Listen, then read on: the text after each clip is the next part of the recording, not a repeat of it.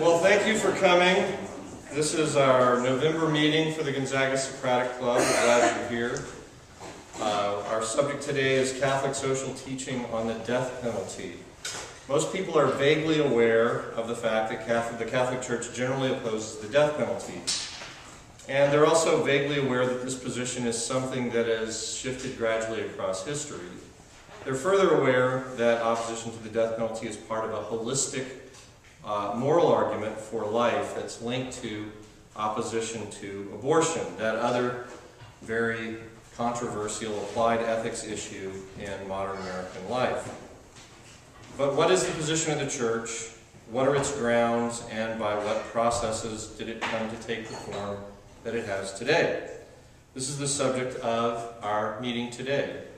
Our speaker today will be Professor Ellen Maccarone, who's been a member of the Gonzaga Philosophy Department since 2005. She has a BA in Political Science from the George Washington University and an MA from Colorado State University, and her PhD is from the University of Florida. She completed the work there in 2004, shortly before coming here to Gonzaga.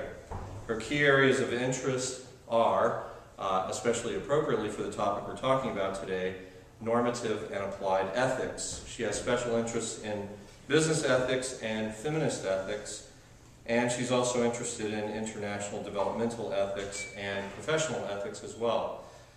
But she has a particular interest in the death penalty. Dr. Maccarone is part of the steering committee of the Washington State Coalition to abolish the death penalty. If you've been to her office, you've seen the posters on the wall, and you know a little bit about that. Since coming here to Gonzaga, Dr. Maccarone has won two very prestigious faculty awards, the Exemplary Faculty Award in 2007 and the Faculty Diversity Award in 2008.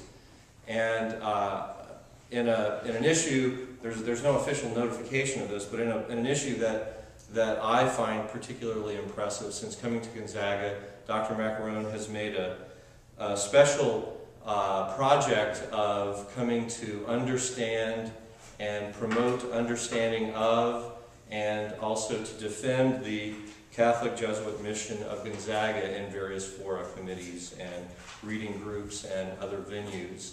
And that's an increasingly important thing for Gonzaga. The Gonzaga Socratic Club seeks to promote open philosophical inquiry into the Christian worldview in all of its many variations. In the spirit of Socrates, our aim is to follow the argument wherever it leads. Socrates says that in a variety of places, most notably in the Republic. That's a comment that's made. But we want to follow the argument wherever it leads concerning the truth of Christian doctrine and practice. We take our inspiration from the fairly famous Oxford Socratic Club, which was founded in Oxford University in 1941 and was presided over from its founding until 1954 by the famous Christian apologist and author C.S. Lewis. So we kind of have two inspirations. Socrates and C.S. Lewis are our heroes here. But the objective of the club is to think carefully, to think reflectively about the Christian life, the Christian worldview, in its various angles, or from various angles. And so, with that introduction, we're interested in hearing what does the Catholic Church have to say about the death penalty. Welcome, Dr. Maccarone.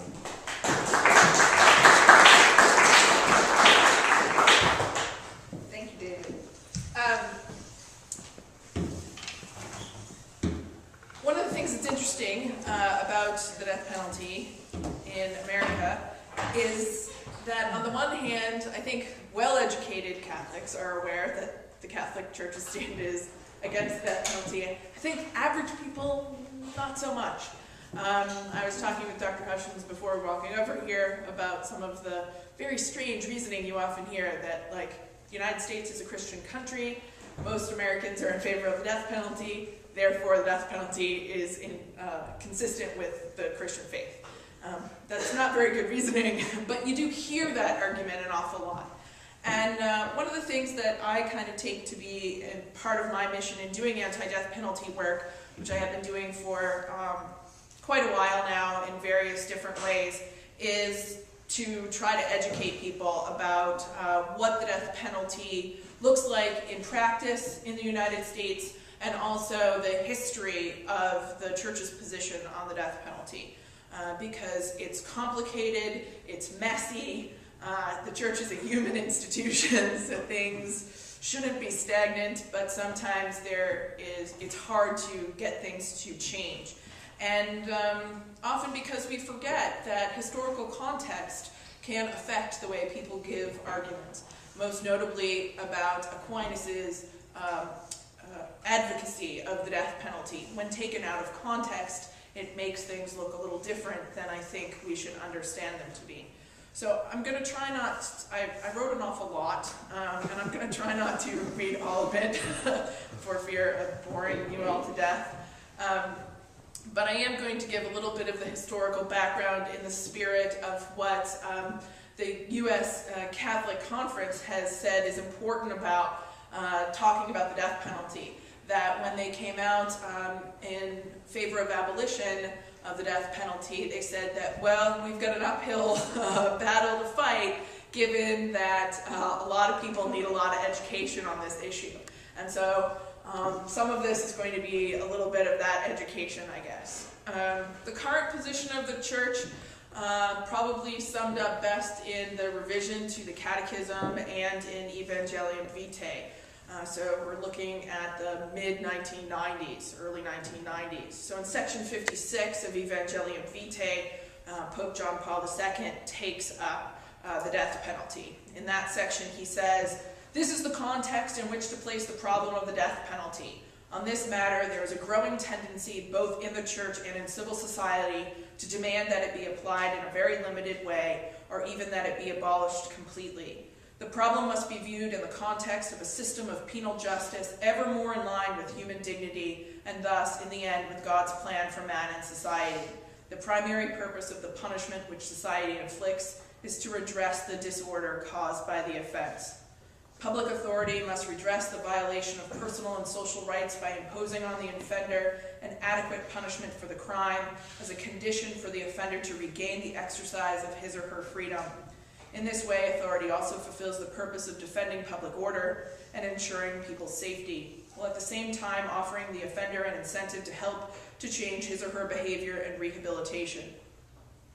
It is clear that for these purposes to be achieved, the nature and extent of the punishment must be carefully evaluated and decided upon, and not go to the extreme of executing the offender except in cases of absolute necessity. In other words, when it would not be possible otherwise to defend society. Today, however, as a result of steady improvements in the organization of the penal system, such cases are very rare, if not practically non-existent. In any event, the principle set forth in the new Catechism of the Catholic Church remains valid. Quote, "If bloodless means are sufficient to defend against an aggressor and to protect public order and the safety of persons, public authority must limit itself to such means because they better correspond to the concrete conditions of the common good and are more in conformity to the dignity of the human person." Right? So in that papal encyclical, we get a overview of what the change in the catechism was, as well as a restatement of its importance. The relevant section of the catechism is 2267, in case anybody wants to know. And it says similar things, and actually that last part from the encyclical is quoted straight from the catechism.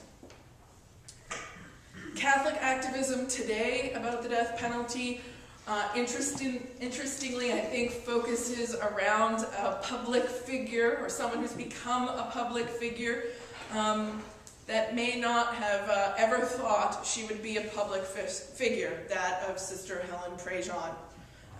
In an address that she gave, also from the 90s, she said that the death penalty as a practice was torture, that it was wrong, it was against our moral tradition, and the death penalty is not about redressing wrongs or restoring life.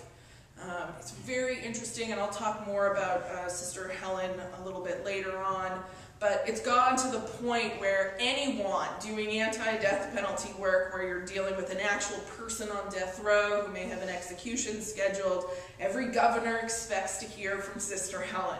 Every clemency board expects to hear from Sister Helen. And if you don't have something from Sister Helen, they want to know why. Sometimes it's as easy as, we didn't know we could get her to write a letter. We didn't know we could get her to make a phone call. But she's very amenable. It's very easy to contact her. She has her own webpage. Surprise, surprise. And you send her webpage, you send her an email saying, we've got this situation in our state. Would you write a letter to the clemency board? She writes back if she doesn't have enough facts of the case to ask you for those facts, and she writes a letter. Right? She asks for clemency for everyone who's got an execution date scheduled if she's asked. It's become that important to her. And really, she's like, this is my stand, this is my position, this is the cachet that her name has. I don't think she ever sought that. Most nuns don't think, hey, I'm going to be a sister, get famous. That's the best way. You don't hear a lot of that. But certainly that's been the case for her. So now that's the state of the Catholic teaching today. But the historical evolution is actually very interesting. And there's been enormous amounts of stuff written on it, especially since 1980, when it became a little more likely that people in the Catholic hierarchy felt free to really engage the history, to be critical of some of the past views about the death penalty. We've seen a lot more of that come out. One of the most common things that gets said, and I think that this may go back to some of that earlier where Christian nation, everyone's in favor of the death penalty, therefore kind of thing, is, well, the Bible says the death penalty is okay, so isn't it okay? That may be one kind of argument, but that kind of appeal to authority doesn't pass at least philosophical muster. And there's a lot of things to actually think about what parts of the Bible endorse capital punishment and what parts repudiate it. And certainly there are passages that do say that it's okay, and those are taken very seriously by some. But it's important to note that even in the earliest days of the church, there was debate about capital punishment. There were church leaders on both sides of the issue. And there were some church leaders that were, ambiguous or ambivalent and could be understood in either way. Probably most notably Augustine, who is trotted out by both sides. And that, of course, makes things really complicated. But there was a strange point of consensus among some of these early church leaders, and that was that Christians should not participate in the carrying out of death sentences, even if the state had legitimate authority to execute someone. That seemed to be held by many people on both sides of the issue. Even the people who were in favor of the death penalty said, well, we can be in favor of the death penalty as long as you're not a Christian who's actually meting out this penalty. Let other people mess with that stuff. Jumping forward quite a bit. Church history sometimes requires that. Aquinas. By the time we get to Aquinas, we're dealing with very tumultuous historical times. The period of the medieval Inquisition, the one right before the Spanish Inquisition. And at this point, the execution of heretics had become common. And the death penalty was not really a subject for academic debate. Aquinas thought there were three purposes of punishment. They're very typical in understanding the philosophy of punishment: retribution, rehabilitation, and deterrence. So Aquinas says it's just for the wicked to be punished, since by punishment the fault is restored to order. Men who are in authority over others do no wrong when they reward the good and punish evil. And he also said, what is needed to preserve the good cannot in itself be evil.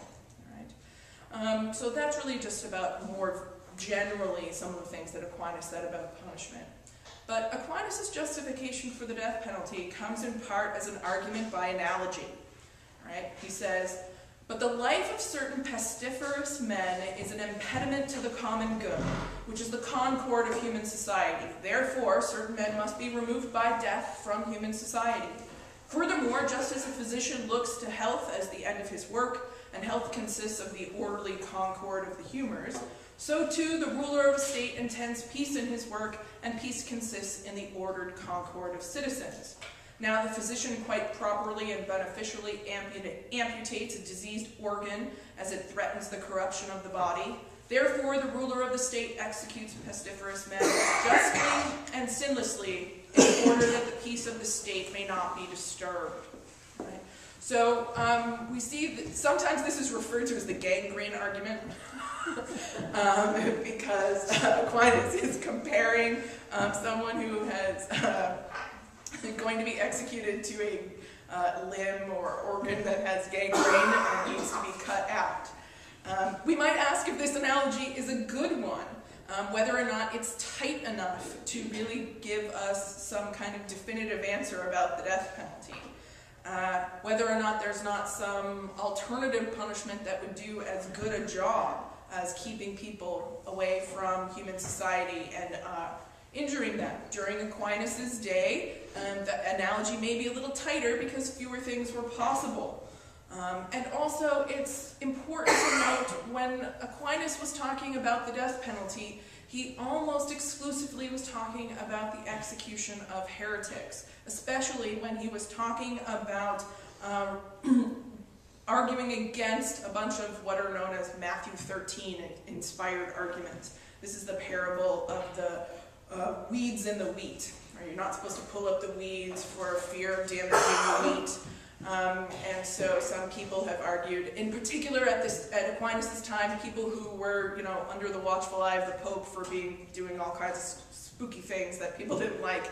And so maybe that's why Aquinas was less inclined to go with some of those arguments anyway. But Aquinas actually says, look, when we're talking about the heretic, that person can be killed without disrupting the lives of the faithful. So this is not an issue of disturbing the wheat by pulling out the weeds.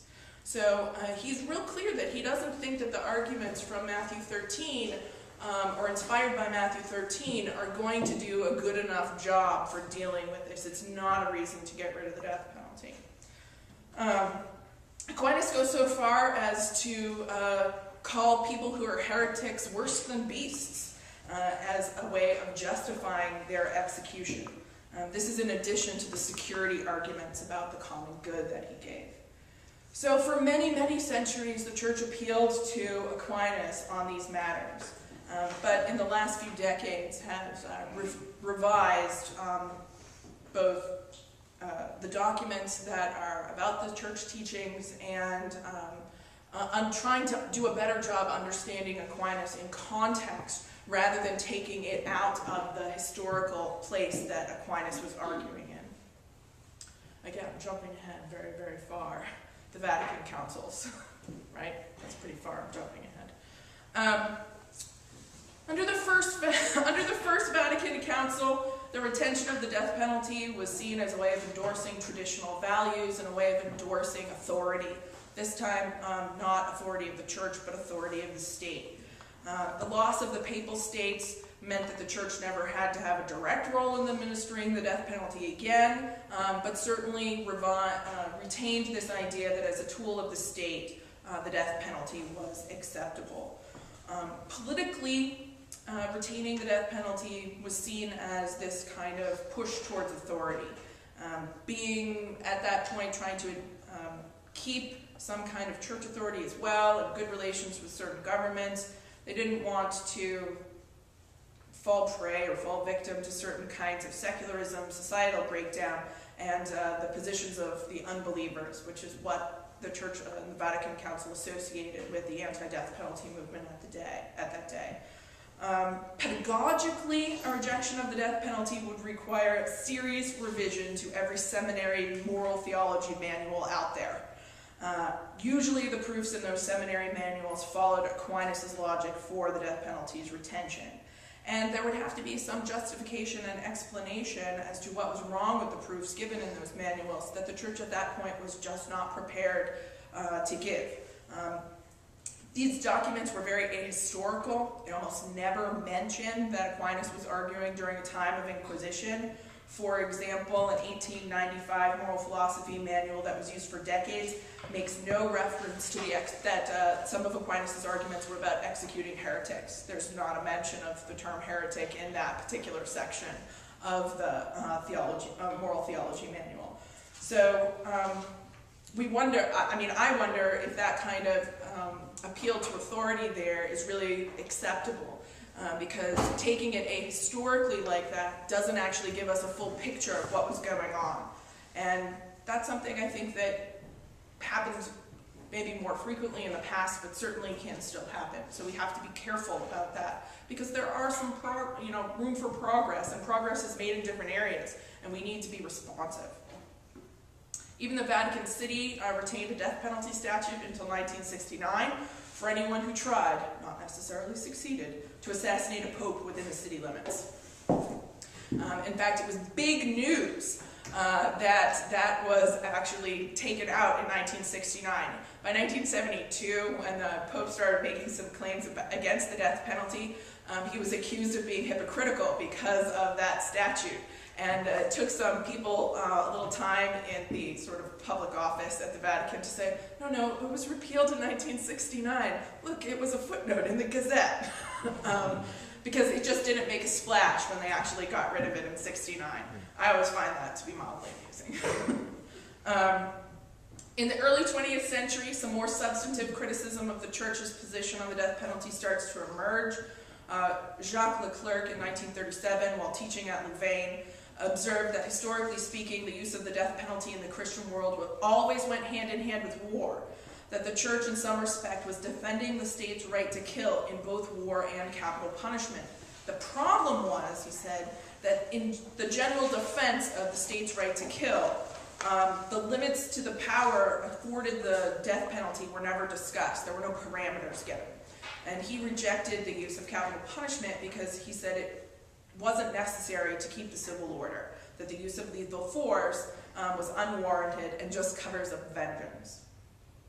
Post-World War II, with the recognition of the loss of so much life, there was a little opportunity for deeper reflection across many religious traditions about war, the death penalty, and about the human condition more generally. And it's the thinking about the human condition that leads us into the Second Vatican Council. Pope John XXIII's 1963 encyclical Pacem in Terris laid the foundation for dismantling support for the death penalty. In it, he states that every human being is a person. By virtue of this, he has rights and duties of his own, which are universal, inviolable, and inalienable.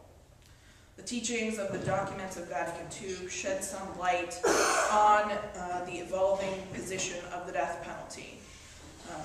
In Lumen Gentium, my Latin is really bad, so I apologize when I butcher these things. I had one semester of Latin in junior high, and so that's probably not enough. I know that rana means frog, that's about it. Its first paragraph states that the Church is a sacrament or a sign of intimate union with God and of the unity of mankind. It is also an instrument for the achievement of such union and unity. So if we look at that, we can see that this calls for an assessment for what policies and projects are appropriate for such a body. Sacraments have to signify something. And if they're to signify the unity of humanity, they should not condone the destruction of any human life. In Gaudium et Spes, it makes several points that, when fully considered, also offer reasons to oppose the death penalty. Here are a couple. There's a growing awareness of the exalted dignity proper to the human person, since he stands above all things and his rights and duties are universal and inviolable. Hence, the social order must always work to the benefit of the human person. It's another. It is necessary to distinguish between error, which always merits repudiation, and the person in error, who never loses the dignity of being a person. So we can see that we're starting to sort of see church documents that are getting us to a point where we can see a holistic picture that's going to talk against the death penalty. In Dignitatis Humanae, here the dignity of the person is stressed. Clearly, even if you don't speak Latin, you can tell that. This is also where there's an admission of some potential historical reflection, right? We can see that in the past there may have been mistakes made. It says, although in the life of the people of God, in its pilgrimage through the vicissitudes of human history, there has at times appeared a form of behavior which was hardly in keeping with the spirit of the gospel and was even opposed to it. It has always remained the teaching of the church that no one is to be coerced into believing. Now, some of you might say, what has that got to do with the death penalty? Well, if we remember the context in which Aquinas was arguing for the death penalty, this now makes a little bit more sense, right? If we read it out of context, it's interesting. It has to do with, whether or not you have to be a believer. But when we think about it in terms of the arguments about executing heretics, we can see that perhaps the death penalty was used as a coercive power into trying to get people to believe, which is not going to be acceptable given that particular document. All right. How long do I get to talk? I don't want to... 30, 40 minutes. Okay, I'll try to speed things up. I'm going to absolutely speed things. That's the, background, the deep kind of historical stuff. But moving it into the sort of contemporary discussion about the U.S., given that the United States is really one of just a couple of countries that are considered to be developed countries to still retain the death penalty, is important. As the Catholic Church has sometimes had a very strong position working with others to try to abolish the death penalty, and sometimes doesn't. One of the things that we probably do, sometimes to our own chagrin, I think, in the U.S. and in the Catholic Church, is let's talk about all the different ideas. And sometimes that can get us into hot water. And so we've got some bishops who are very outspoken against the death penalty, and some who think it's a travesty that the Church has changed its essential teaching on the matter. So if we jump ahead, let's jump over. The kind of flashpoint dates in the U.S. history of the death penalty are both in the mid-70s. So the cases of Furman v. Georgia, which got rid of the death penalty for a very short time in America, and the case of Gregg v. Georgia that reintroduced the possibility of the death penalty. One of the things that's important to note is in the Furman case, what was decided was that the death penalty as it was practiced was unconstitutional, not that the death penalty in itself was unconstitutional. That's why we get the reversal in 1976 with the Gregg case, because the statutes were rewritten to avoid the problems that were said to be unconstitutional. So when this happens, the bishops have something new to contend with. We've got a whole bunch of new statutes drawn in a whole bunch of new ways, and it's looking like some of the old arguments, both in favor of and against the death penalty, don't work so well anymore because we're dealing with a new way of thinking about the death penalty. But this also made some bishops a little worried about what they were supposed to say. So, for example, in response to the Gregg case, 5 bishops in Florida said, oh, we're not going to come out and say we're abolitionists, let's see if we can't come up with some alternative. So they said, since we don't think that the U.S. is going to get rid of the death penalty, we should find some safeguards to make sure that we don't make any mistakes. And the Bishop of Reno just came out then and said, look, we just need an alternative possible sentence. Let's work on that instead of working for abolition. And there was probably some pressure from the parishes themselves about people who didn't want to work for outright abolition.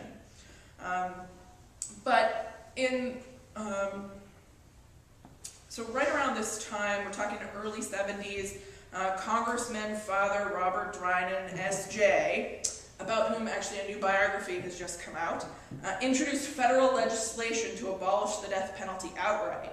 His speech on the floor of Congress includes these words. He says, "In my view, the taking of a human life is morally unacceptable. Capital punishment does not serve as a corrective measure. It is not deterrent to crime. It allows discrimination by race and class. It violates the mark of a civilized society because it contradicts the ideal of human dignity." So this is when we start seeing at least some people who are outspoken, really outspoken. There were always some outspoken people about the death penalty, but really in the public limelight. 1974, U.S. Catholic Conference meeting, the issue was taken up, it was hotly debated.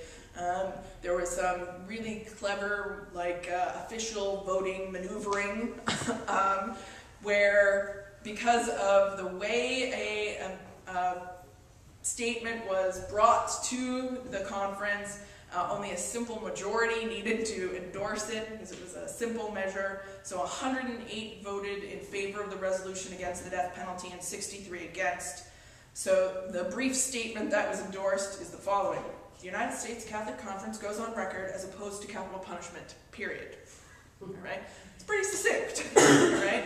But there was a huge amount of public disagreement after this because it wasn't the 2/3 majority that a lot of people thought were really needed to make something official for the conference. But because of some, fancy use of Robert's Rules of Order, they only needed a simple majority to endorse it. But that meant a lot of bishops felt free to come out against what had been just resolved. In the 1980s, the next conference meeting, things were a little different than in 1974. The changes, from the Vatican II and both books happening in America were now a little longer entrenched, and that's when the sort of bigger statement against the death penalty was passed by the conference. But it wasn't passed kind of unanimously. So we had 145 in favor of the resolution, 31 opposed, and 41 abstained, just said that they would not vote on the matter. But this is the conference where they said, look, we really need to be doing a lot more educating, and that makes things tricky. So the 1980s was pretty tumultuous for people working against the death penalty, in part because of the 1988 presidential election and the trotting out of Willie Horton and work release program, which was not such a good idea, independent of the death penalty. And also because a lot of money was being spent on actually trying to civilize the death penalty. This is when the first very sophisticated lethal injection machines came into play. So not only was money being spent on the actual death penalty itself, but we were spending more money on trying to make it civilized so people wouldn't have visceral reactions, and so that we could reduce the amount of pain for the actual death sentence. But in the 1990s, what we see is the change of the catechism. We see Evangelium Vitae, and we see Helen Prejean's Dead Man Walking. So for the average Catholic layperson, her book was likely even more important than the changes to the catechism because they probably didn't keep up on that kind of stuff. Prejean's book turned into, as you know, probably Academy Award-winning film starring Susan Sarandon, herself a long-time abolitionist, and brought the Catholic teaching, social teaching about the death penalty and compassion more generally to a very wide audience. And that really did, I think, in part turn Prejean into this icon about Catholic social teaching on the death penalty. Some of what is interesting about Prejean's work on the death penalty has to do with her international effect that she's been able to have. The nation of Italy has been very against America's use of the death penalty for a while now. And Prejean tells one story in her book, The Death of Innocence, that I think is really interesting because it's partially about the death penalty, and it's also a very amusing anecdote about her getting to meet the Pope.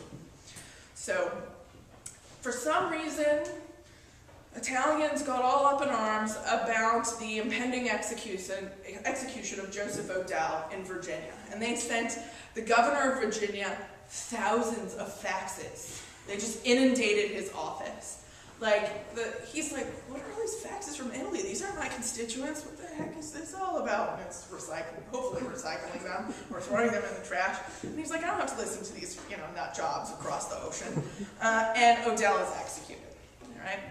The people of Italy get so upset that the state of Virginia, or the Commonwealth of Virginia, executes O'Dell. They pay to have his body, the Italian government pays to have his body transported to Italy because they found the mere idea of him being buried in Virginia, the state that executed him, offensive. He was made an honorary citizen of Palermo. All right? I know. The death penalty, the mafia, Palermo. It's like a comedy of errors. All right? Prejean gets asked by O'Dell's wife if she would accompany them, his body and her to Italy.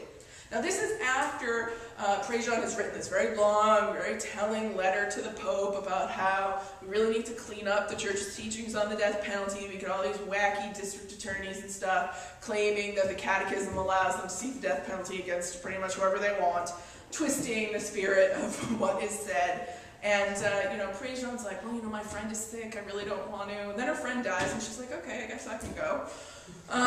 They fly, to Rome, they get met there, and they find out, they do not know, but they find out that they've got an audience with the Pope. All right? So they're rushing around, they finally get to the Vatican, Prejean looks down, and she's like, I've got a slight problem. I'm wearing pants. I'm a woman religious, can't really meet the Pope wearing pants. And the, Pope's assistant says, apparently, in Prejean's words, no. All right, so she's changing her clothes at the Vatican before going in to meet the Pope. And by her own admission, she's all flustered. She breaks the chain on her cross. She can't get her pantyhose on. She finally gets herself put together. She's standing in front of the mirror trying to fix her hair. And then she's like, the Pope doesn't care what my hair looks like. The Pope doesn't care what anyone's hair looks like. I gotta go.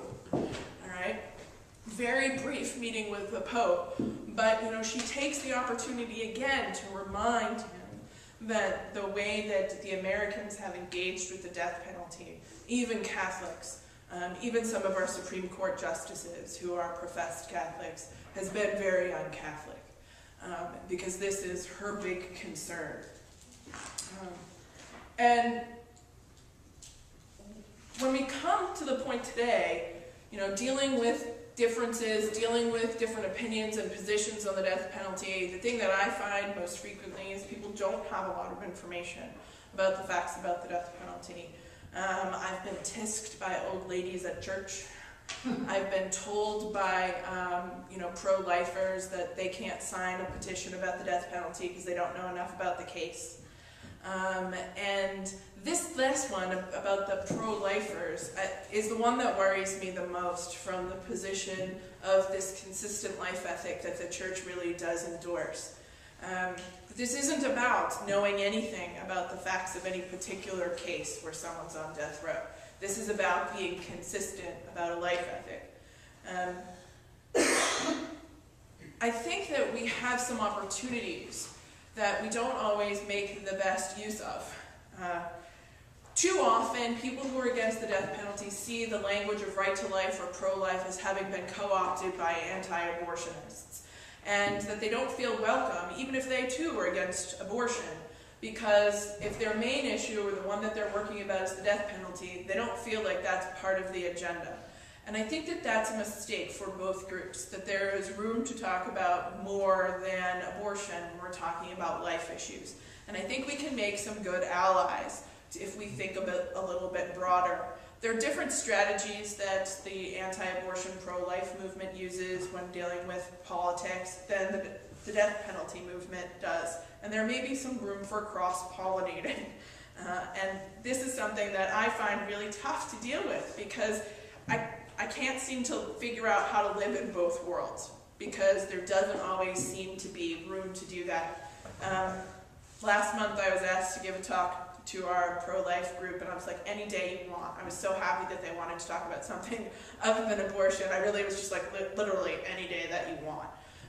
Because I think that that kind of step with some of the young people is really a move in the right direction in the future. So I'm going to leave you with the one last kind of both political, philosophical argument about the death penalty that I think is important, that is too often overlooked. The death penalty is the only solvable life issue. I've often found it interesting that so many people spend so much effort on problems that can't be solved. Let's say we're successful in outlawing abortion and euthanasia. We will still have people who will perform abortions and euthanasia. It will still be people's free choice on whether or not to follow the law on those matters. But the death penalty is different. Since it's carried out by the state, if it's outlawed, it will end. There's no way around it, plain and simple. And then we'll have a precedent of the culture of life that's important to the church that we might be able to build on for other life issues. So by thinking about that as the only solvable life issue, we can show an opportunity to demonstrate mercy to those who are the most despised, and will hopefully encourage those not to break the laws, that also support other aspects of the culture of life. Thank you.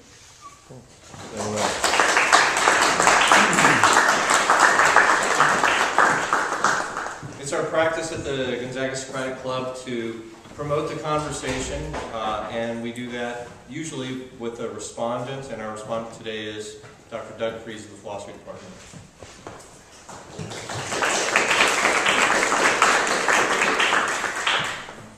Well, the task of the respondent at these things is usually to, the way I understand it anyway, is to say something provocative that will stimulate conversation and get things going of a Friday afternoon at 4:45.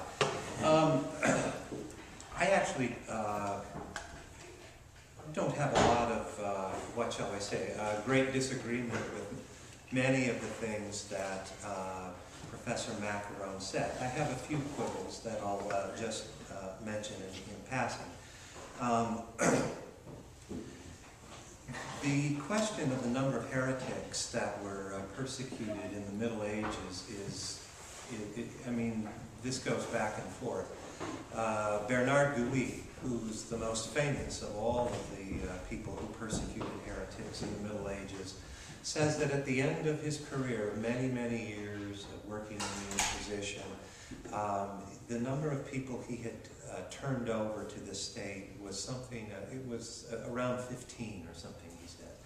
Now that's probably too many, 15, but still, I mean, I think it's less than one a year, and he does this full time. So the medieval Inquisition was nothing like the Spanish Inquisition. So, but that's kind of a quibble. Dr. Maccarone, in talking about Thomas, maybe suggested that his views have to be understood principally in terms of his response to heresy.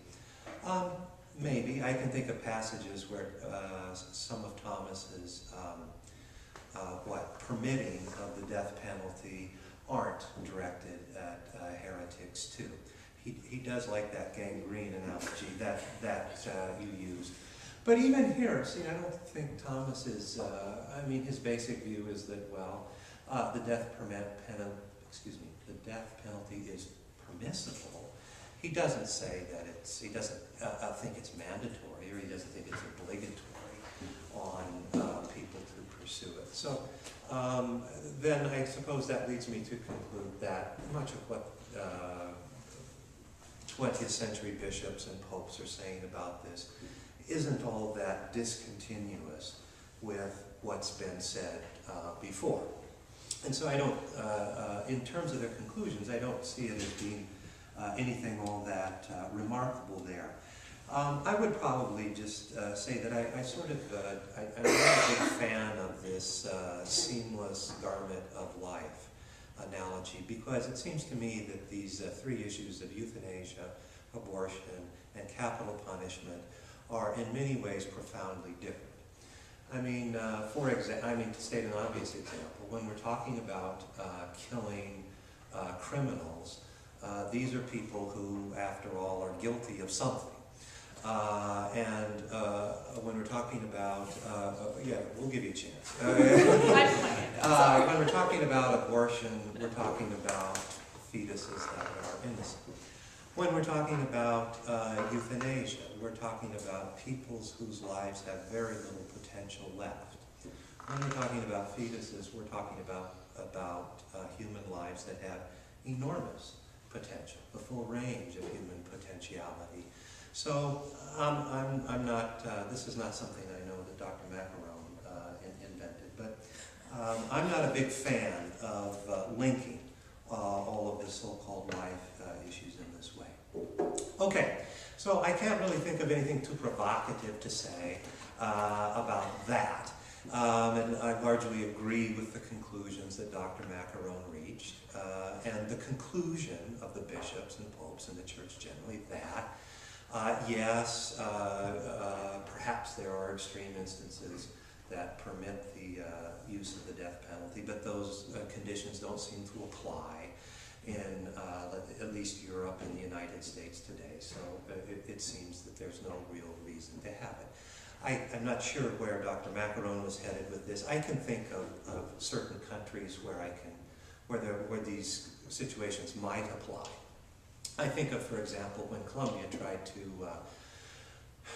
to arrest, what was his name, Pablo Escobar, some years ago. I mean, they couldn't keep him in jail. They finally used a house arrest, and he's still running his drug war, and eventually breaks out. They wound up shooting him anyway, but only after a lot more people had died, and there was a lot more destruction. So I think that the church's position of perhaps permitting this in extreme situations, there may really be times when there are threats to civilized society that have to be dealt with in this way. Mrs. Clinton has suggested recently that Mexico today is in the situation that Colombia was in some years ago now. I don't know if I were a Mexican government official trying to keep some semblance of order in some of these states, maybe this isn't so extreme. But in any case, those are mostly quibbles, and they're not very provocative. So let me say something provocative.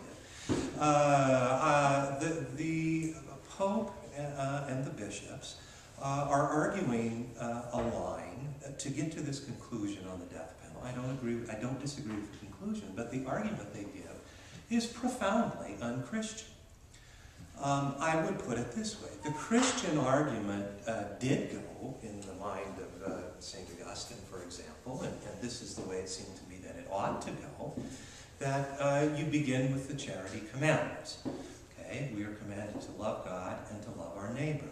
Well, who is our neighbor? Well, our neighbor includes our enemies. We're told that we must love by our enemies, and we must even love, that would seem to imply, those who commit heinous crimes. Okay? So how are we to love people who commit heinous crimes? Well, to love someone is to want what is good for that other person.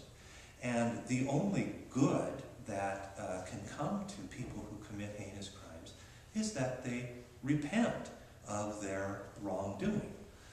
That's what's really needed. Okay? Well, repentance. It would seem that if the Christian mysteries include anything, it's that Christ himself was willing to suffer for the repentance of others. He was willing to suffer that the hearts and minds of other people might be converted. Okay, and so it would seem that Christian charity demands that even towards heinous murders, if possible, we ought to show mercy with the hope that there would be conversion of heart. Now, Christians since the earliest times, and most famously in the figure of St. Augustine, have realized that turning the other cheek doesn't always result in conversion of heart. And so loving the neighbor might not mean, in all situations, turning the other cheek. Loving the neighbor might mean that you have to restrain the neighbor. And restraining the neighbor might even mean killing the neighbor, if it's the kind of neighbor who would try to harm others who are under your control. Because, after all, government officials and Christians generally have obligations not only to love this sinner, but they also have an obligation to practice charity towards those whom this sinner might harm. Okay? Restraint was viewed as possible, and maybe even killing, and maybe even warfare, if that's what was necessary. And Augustine thought it was possible, in a strange way, that even warfare could be waged out of a kind of charity. Okay? Because loving the neighbor sometimes means restraint, even violent restraint of a neighbor. Okay. But if this sort of violence is not necessary in order to restrain the neighbor, then it would seem that there is no reason to impose it. And so what we ought to always be turning towards is mercy, possibility of repentance, and so forth. Okay, so I don't really disagree with the church's present position, but notice the words that the bishops and even the Pope, the last Pope especially, use to get to this end. They don't talk about charity, they don't talk about mercy, they don't talk about any of these things, repentance. What they're talking about are rights and human dignity, okay? And these are not particularly Christian arguments, okay? The whole notion of rights is a modern philosophical argument. And this business about human dignity, well, those of us who are philosophers usually trace those kinds of arguments to Immanuel Kant. But in any case, we're still talking about very modern things. Okay, and so you say, well, all right, so you disagree about how to get to the conclusion, but you get to the conclusion, what's the big deal? Well, if you're a philosopher, of course, you know that it's not enough to agree about the conclusion. You have to agree for the right reasons, okay? But I think it's a bigger deal than that, okay? And there's something about these rights arguments that Christians need to be very careful about, because they can jump up and bite you. So I'll just start with this argument about human dignity.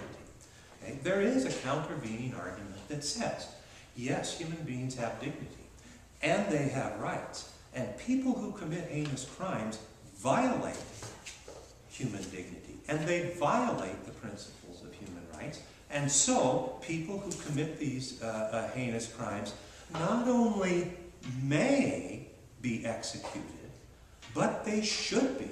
That we have an obligation in the name of human dignity, in the name of human rights, to execute people who commit these sorts of crimes.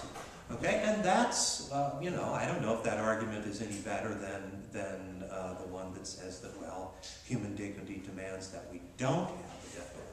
I find these rights arguments and these human dignity arguments, frankly, to be very difficult to adjudicate. And I would also point out that the people who started talking about rights, I'm talking about people like Thomas Hobbes and John Locke, and then, of course, ultimately Rousseau and Kant, and they didn't think that there was anything inconsistent in talking about rights and in permitting capital punishment, or even demanding capital punishment. Okay? So, from my point of view, I mean, as I say, I don't have a problem with where the bishops wind up exactly, but I don't understand why they want to jettison the Christian principles that they ought to know more about in favor of this language of rights. Because in the end, I think rights theory is it's essentially selfish. Okay, it's predicated on individual liberties. And it's just not a Christian notion at all. And the people who developed it understood it as being anti-Christian. And I'm sure the church wants to be, you know, the church wants to be hip, and they want to be able to talk in the language of, you know, I mean, in the United States today, it's very difficult to talk about moral matters without talking about rights or human dignity. Very hard. Okay? I mean, I went to a conference recently, and one of the conferees referred to America as a land of rights gone wild. But these things, they don't always reach the conclusions that the bishops and even, I'm afraid, the late Pope thought that they would. I mean, sometimes, yeah, you can make them work that way. I don't even really like while I'm adamantly opposed to abortion, and I guess it just seems to me that I can't get worked up like Dr. Maccarone about the death penalty, because it doesn't seem to me that we're talking about that many people, and these are people who've pretty much ruined their lives. And besides, if we keep them in jail forever, I don't really see that that's likely to improve their situation anyway. I don't think it's likely that they're going to repent and get closer to God anyway. I mean, they might, we can hope for that, or pray for that, or maybe even engage in prison ministry and hope for that. But abortion I do get worked up about, because we're talking about so many more instances. But even here, and this will be my final point, I don't like to use rights language, okay? The church's older view, which seemed to me better, was that abortion harms the soul of the person who procures the abortion or the person who performs the abortion. And this is generally true with respect to all moral issues, with respect to pre-modern thought. These thinkers were concerned with what wrongdoing does to the soul, or the character, we might say, of the person who does it. Okay? We tend to be much more concerned with what wrongdoing does to the rights or the human dignity of the person out there. I think there's a great deal to be said in favor of the pre-modern view. And even if it reaches the, in many cases, or in some cases, conclusions that the modern view does, the line of reasoning is profoundly different to my thinking, my way of thinking, much more true to the gospel and much superior to this things like rights and dignity. Okay, so I'm going to stop there.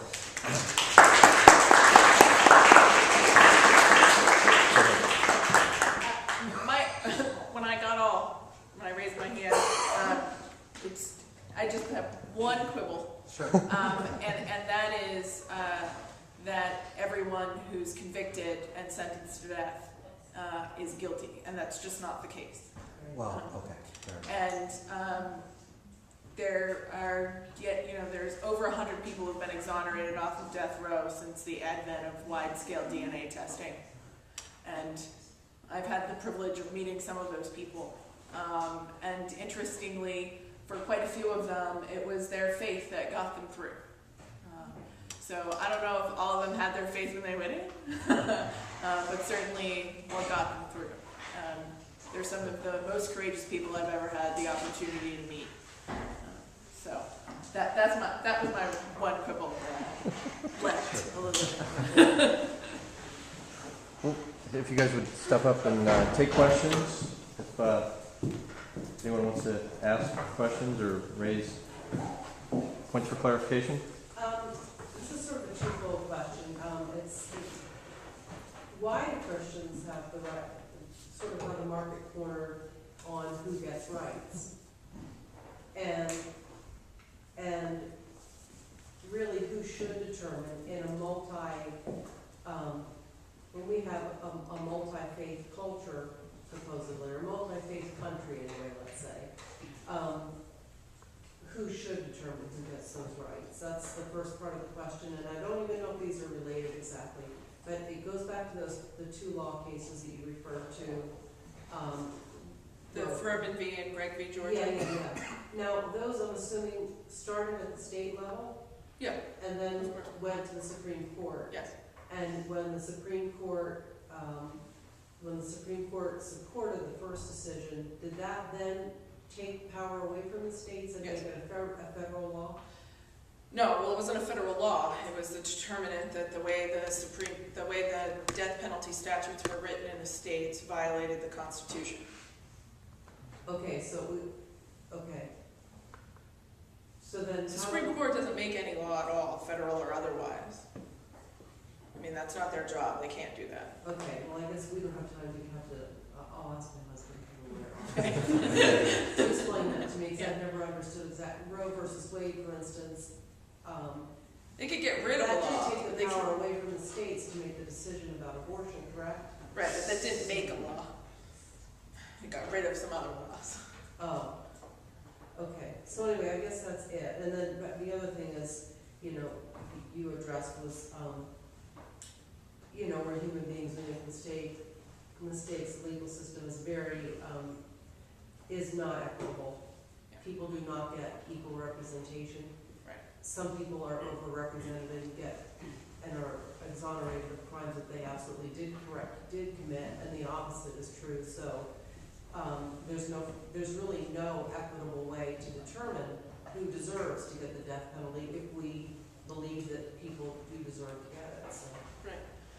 I mean, the question about who determines who has rights, I'm not entirely sure. I think it's just a philosophical question because we have so many different viewpoints coming to the table, I guess is what the... Well, I mean, the kinds of rights that are at issue, if you think rights are at issue, I mean, I actually agree with Dr. Kreis here. Rights language, I think, complicates things in ways that are unhelpful, in part because there are so many different ways of understanding what rights are. And the kinds of rights that are generally at issue here are what are usually considered to be human rights or natural rights. And those aren't legislated, right? I mean, it's like you get them because you're a person. And woohoo, you're born, you have human rights, and that's how you get them. So it's not something that anybody kind of decides. But of course, someone has to decide that that's how human rights or natural rights work. These aren't civil rights so much. I mean, we're not talking about rights that are positive in that sense, where they're legislated by some body.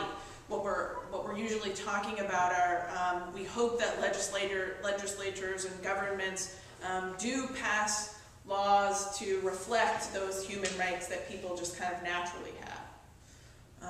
But that, of course, demonstrates how messy and mucky that rights language makes things. Because there are so many different ways we use the word rights. I'm glad you said that rights gone wild thing. I often say to my classes and stuff that Americans are rights happy. Because we attribute any kind of thing we can possibly think of to some kind of right we have. My favorite example is a student who told me she had the right to chew gum in my class. I was like, I don't even know where to start with you. There's so many things wrong with that sentence, you know? But it does get messy because we're talking here about kind of the Christian worldview and how it intersects with real governmental policy issues.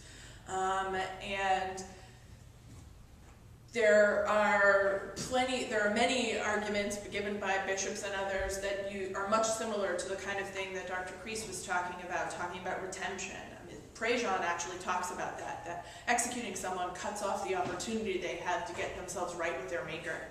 And that is shameful in and of itself. But the way we talk about it in this right language now might be in part so that we can sort of intersect with the governments that have the powers to make these policies. Everybody seems to have to use rights language because that's the vocabulary of discourse, whether it's helpful or not. I don't know what you think about that. No, I don't think it's general.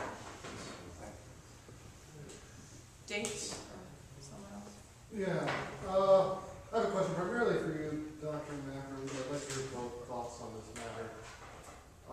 Because I'm myself a follower of a kind of consistent ethic way of thinking about life.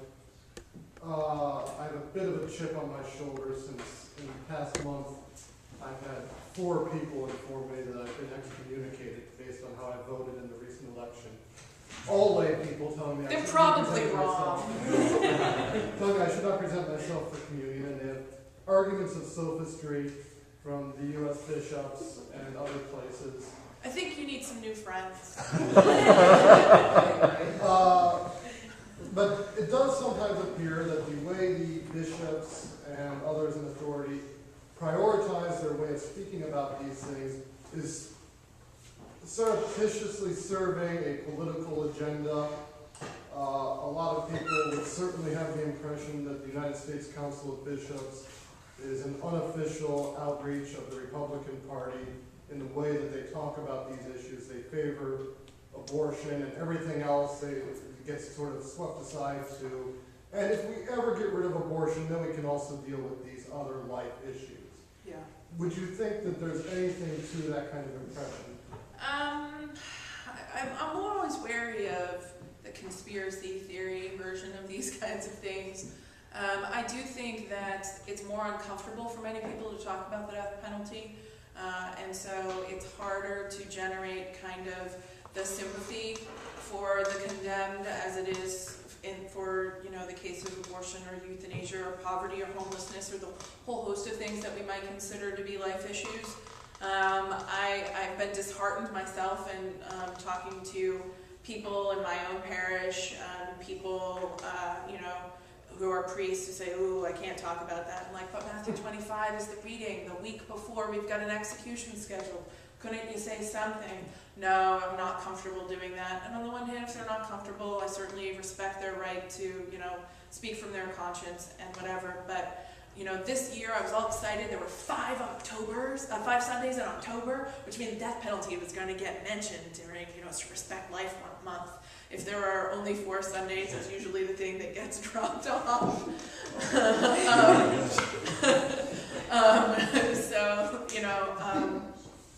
I mean, some of the conversations I've had, where I've said, "Well, did you know certain things were changed?" No. I try to use that principle of charity in saying that, people do put different emphasis on the kinds of things that they're, wanting to fight for. I've always taken the death penalty as like, well, this is me picking the most despised group that I can find. People often say, well, I wanted to talk about abortion because I want to speak for those who can't speak for themselves. And people often say, well, what do you have to say about that, about the death penalty? And I usually say, I speak for those who no one will listen to, who can in fact speak for themselves. It's much more likely you're willing to listen to a nice middle-class white girl, philosophy professor say something about the death penalty than someone who's uneducated and on death row. I generally don't think that the bishops' associations have been co-opted. I think that the positions of the Catholic Church are outside political parties. And I think those trying to vote with a conscience have difficult choices to make. And whether or not you're going to say, well, I'm complicit in some way, well, then there's no way around that. There's actually a very interesting story last week's America, I think, or maybe 2 weeks ago, about how to kind of think about voting and how not to be a one-issue voter, and how to deal with what the intentions are of your vote when you're dealing with those things. Swing by my office, Dave. I'll make sure you get a copy. I really don't have too much to add to that, except in the circles in which I move, the bishops are usually viewed as being conspirators on the left. On the other side, yeah. And Some people can't. I'm surprised.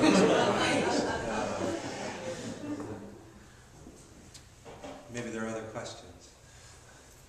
Margaret. I'm just wondering, this is a question for both of you, what you might think about international cases. Now, just the world has changed so much when it comes to like death penalty and things like that.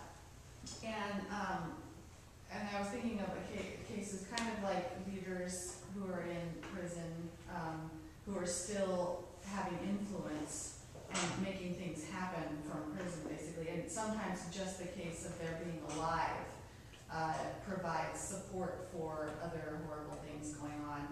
And so do you think those might be cases where it would be considered that the death penalty would be necessary? For me, no. I mean, it's a real easy question for me, but I don't know that it would be as easy for other people. The little bit of wiggle room, what I call wiggle room in Catholic social teaching about the death penalty, I find real troublesome anyway. I do understand the kinds of situations that Dr. Krupp's talking about. We might think that during a time of war, you don't have time for trial or something like that, or thinking about the prisons that collapsed in Haiti, the kooky people that got to run free after that those would be reasons that we should keep the death penalty. But we don't know when there's going to be an earthquake. Most jails are pretty tight. Not all, but most in the first world. I don't think that if other people are taking someone else's mere fact that they're alive as being an inspiration for their own bad behavior, that's a good reason to execute someone else. I already mentioned the case of Pablo Escobar and a few other examples like this. I suppose I would wonder, I mean, here's a question to ask. Would it have been safe for the Iraqis to keep Saddam Hussein in jail for indefinitely? I mean, what was he able to do from jail? So on and so forth. There is another teaching here that actually the Jesuits are viewed as being front and center on this one, and that is namely the question of tyrannicide, right? Is whether one may slay a tyrant, okay? And that strikes me as being the sort of question that you're asking about. And I mean, I guess I can see situations in which I could say, well, yeah, maybe that would have to be the case, but it still strikes me that those are pretty rare, that we're talking about that sort of thing.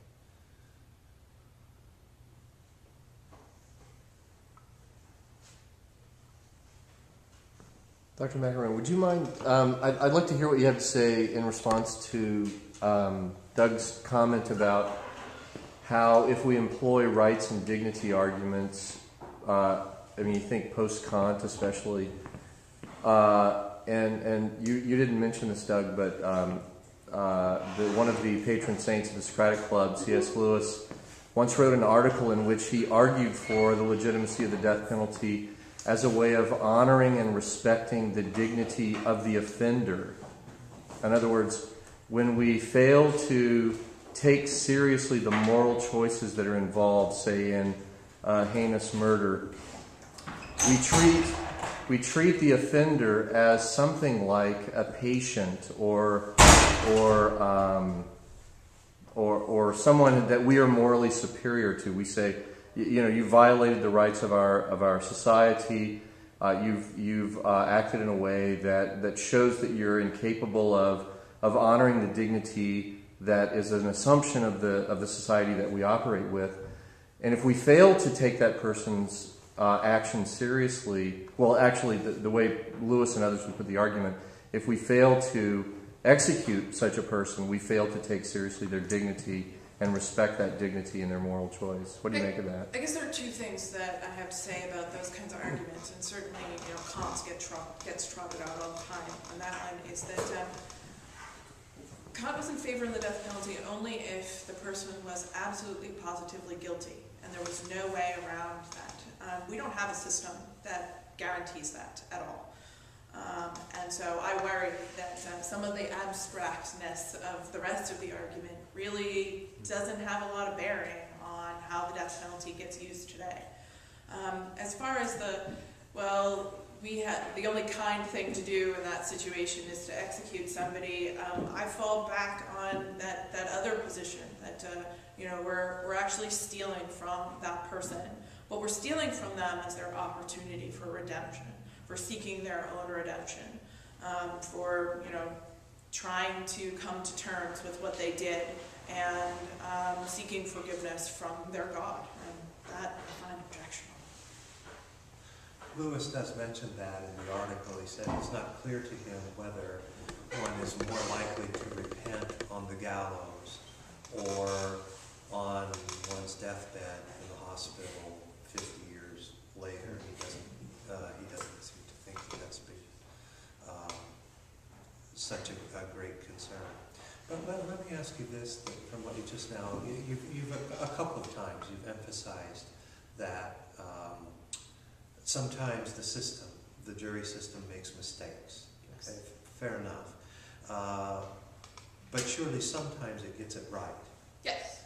And it seems to me that you want an argument that says that even if they're getting it right, we still shouldn't have the death penalty. Yes, certainly.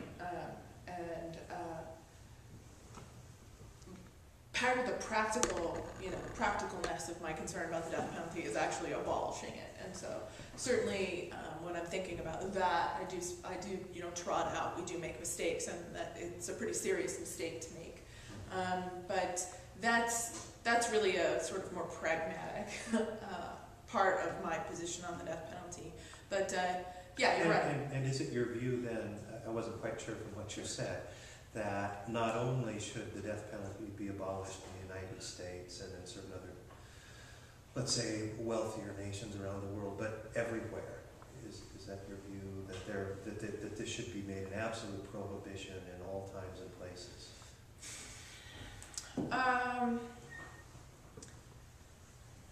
My gut says yes. I don't know exactly what my argument would be for that. I will be, very, forthright on that issue. I haven't worked out the international abolitionist argument, but my gut says yes. I think you need something like that, Yeah. a human dignity argument or something like that in order to make that, turn it into an absolute principle, it seems to me. So that would extend even to people who have committed genocide then? Yes. That it would never be appropriate to employ the death penalty? For me, yeah. I know that's a real unpopular view. It's not the first time I've taken an unpopular view. It probably won't be the last. But, yeah. I think Rick has a question. Yeah, I was thinking of your remarks about human dignity and rights, and as I recall, even Gillian Vitae has the words human dignity by about the second paragraph. Yeah. But it doesn't seem to me that John Paul is arguing for rights. In fact, he too talks about how the rights gone amok have had terrible effect upon society. He seems to be focused on what so many of these practices do to the society. As I recall, somewhere around maybe the 17th or 19th section, he's even saying that you could even say that some people are not morally culpable because we've fallen so deeply into relativism and so forth, thanks to all these practices. I don't think that John Paul is pulling out a rights argument. That he's more making a critique of it. Yeah. Well, we'd have to go back to the text. Dr. Maccarone read a section from it that's in the Catechism. He's talking about human dignity and violations of people's rights and so forth. Surely, I recognize that John Paul understood that rights could be abused and rights language could be overdone. It doesn't seem to me that if you look at the documents, though, he really understands that what's needed is a pre-modern. This is a pretty subtle philosophical point I'm making, that you would have to go back, that we should talk about obligations and duties rather than rights. Yeah. Okay?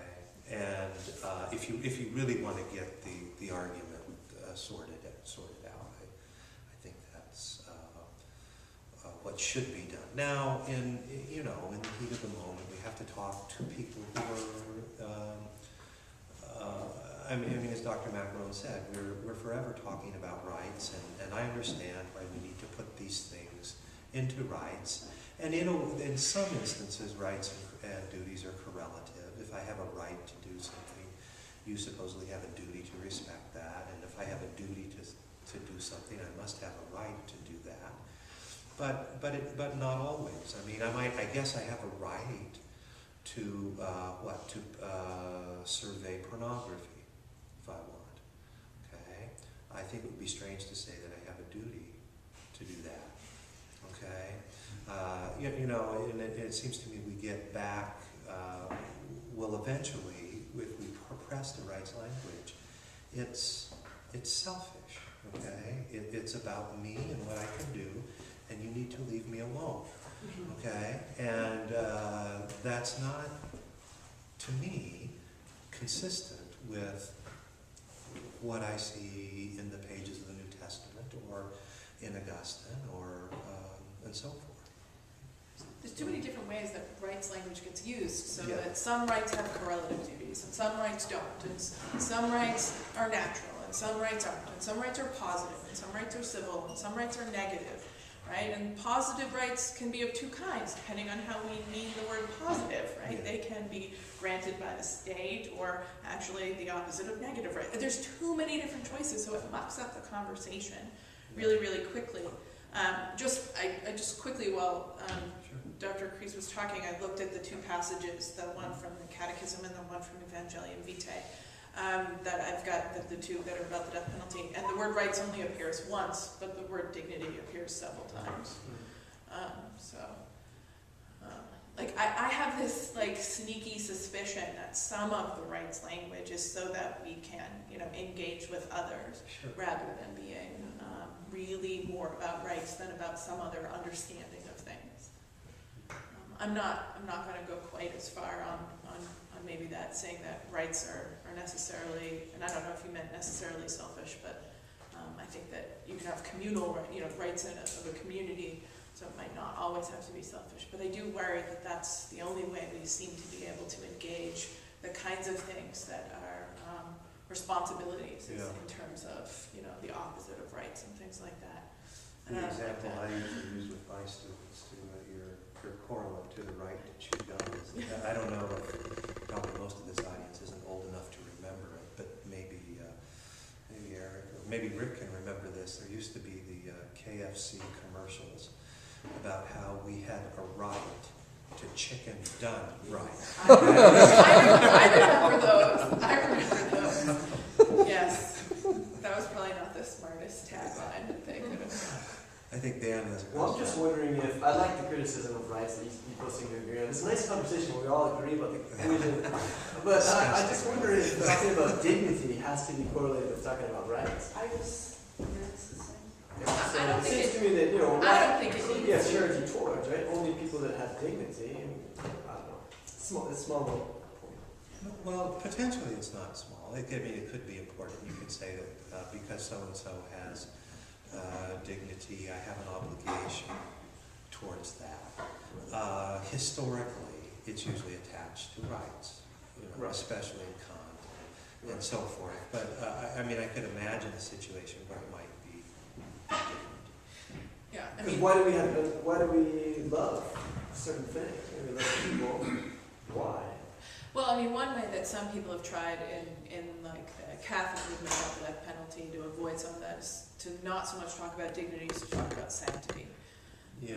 It's sort of like, it gets the same idea, that a lot of people will think about it in similar ways if they don't know the difference, and the people who know the difference will know there's a difference, kind of thing. And sometimes I wonder, is it really just, that's more a strategy than something that's deep? But I think it could be something that's deep, to talk about sanctity rather than dignity. If you wanted to, it seemed to me the way you would try to work out the argument you're pointing to would be to talk about the Imago Dei passage in Genesis, okay, and then try to link human rationality to the nature of God, and then therefore we are obliged to show charity towards it, something like that. I think that's how the argument would go. And actually, if you study John Calvin, I think he's better on this than most of the Catholic thinkers. Who really didn't push that as far as Calvin did. Yeah, I mean, early pacifism in some of the Protestant thinkers made for different sort of trajectory about arguments about the death penalty than we see in the Catholic tradition. But you find a robust language of dignity in Catholic humanism in the Renaissance. It's not specifically tied to a notion of ethical obligations as it is. It's really a claim about human nature. It's about philosophical anthropology than it is about managing social relationships. But I would argue that's the foundation for the Kantian notion that emerges a couple hundred years later. So I understand the criticism of rights. I'm just curious on how, or like the talking of rights and how we develop conversation. I don't understand what's the solution to the problem of talking about rights. How should we go about talking about them in order for it to be functional? I don't see another true option in the realm of law. I think that's the reason that the Supreme Court's there, is in order to test these rights. But what would be the best alternative to that? Well, I mean, casting, things in terms of rights, we could probably do the same sort of, the one way to think about it is what work gets done by using rights language, right? Well, we could do a lot of the same work by kind of turning the tables and talking about what obligations and responsibilities people have to others, right? We can talk about what kinds of things we want people to be able to do and to achieve in their life. This is kind of a new way of circumventing some of rights language that sometimes gets cashed out as talking about human capabilities, right? So, it's instead of talking about your right to life, we talk about your ability to live, unimpeded. Instead of talking about your, right to choose a religion, we talk about your ability to flourish as a spiritual being. So that would be, one way. There are a bunch of different strategies to get at some of the same things, but from a slightly different kind of point of view that takes some of the, I think maybe some of the harsh edges that some people feel about rights language off. It also helps us work out some of the different kinds of things that the word rights actually gets used for, right? Like I was saying before, there's so many different kinds of rights that get, bandied about. If we tried to not use rights language for all of that stuff, we could probably have a lot clearer discussions, because people wouldn't have different ideas of what a right is in their head, whether it's a legal right or a civil right or a natural right or a positive right or whatever. Isn't the same thing true for any sort of morality? Like, don't we all have a different view on what? I mean, assuming that we live in a multi-religious culture, wouldn't we also have different views on how? Yeah, different morality. Wouldn't we have different morality as well? So in order to have these conversations and these, take out edges of rights, wouldn't that also work vice versa? Well, different religious traditions doesn't mean you necessarily have different moral views. I mean, certainly there's a lot of overlap among many religions, but I mean, I guess, I don't know if, you're appealing to something that maybe is a form of relativism that certainly I wouldn't endorse as being legitimate. Just because people just because people have different points of view doesn't make all of them right. Sometimes that's a hard pill to swallow. In response to your first question, I think I was trying to suggest that the language of duties or obligations seems to me to be an alternative to rights. Okay, Moses gives us 10 duties or 10 obligations. He doesn't articulate a set of 10 rights, it seems to me. And so I think that would be a better substitute for rights language. It would be to talk about duties or obligations. Now, I certainly grant your point that rights language is so ubiquitous that it's very hard to avoid, but the church ought to know better. These bishops ought to know, and I guess that's what, they should. They should be more familiar with the Catholic intellectual tradition, to be able to articulate this. And to me, they should be able to do that better than they do. Maybe one more question. Okay, well, I think that you're right to think that maybe obligation talk, duty talk is a better form, and different than rights talk. But is that popping for a Catholic tradition? It's perhaps possible to use that language because it's still attached to the philosophy that would be able to support that kind of language, about human essences, these sorts of things. But for the rest of society, I don't know if that will work. Well, yeah, that's part. The bishops have to figure out who they're trying to talk to. Right. Okay, and I can understand why they want to lapse into rights language if they're addressing society at large. But then they ought to talk to the faithful in a different way, it seems to me. And I'm not sure that they see that there's a difference, to tell the truth. Right. You're assuming though that the rights talk is wrong. That's just, you're just positing that as a fact, it's beyond the question. Yeah. Okay. Well, all I'm saying right now, David, is that it's different. Okay. It's different than the Christian or Catholic intellectual tradition. That's the general point. Until the last 2 centuries, let's say. Okay? So that it's not, that it's discontinuous with what. Now, I haven't given you an argument about why the older view is superior to the more recent view. Fair enough. Yeah. I would be prepared to do that. I'm sure you would. I was just concerned that we just kind of posited that without any argument, and why are the bishops picking up on it? Well, I'm sure there's an argument to the other side, I'm not sure we should just say that the bishops, those silly bishops have decided to do their philosophy. When I say they're silly, okay, or I didn't actually use that word, but if you want, I will, okay? When I say they're silly, they're overlooking an important distinction that they should be able to see. They should at least see that as a question and realize that they have to choose one side or the other. And instead, they're trying to gloss over differences. And I think that it winds up being a less clear position than it might be. Let's thank our speakers.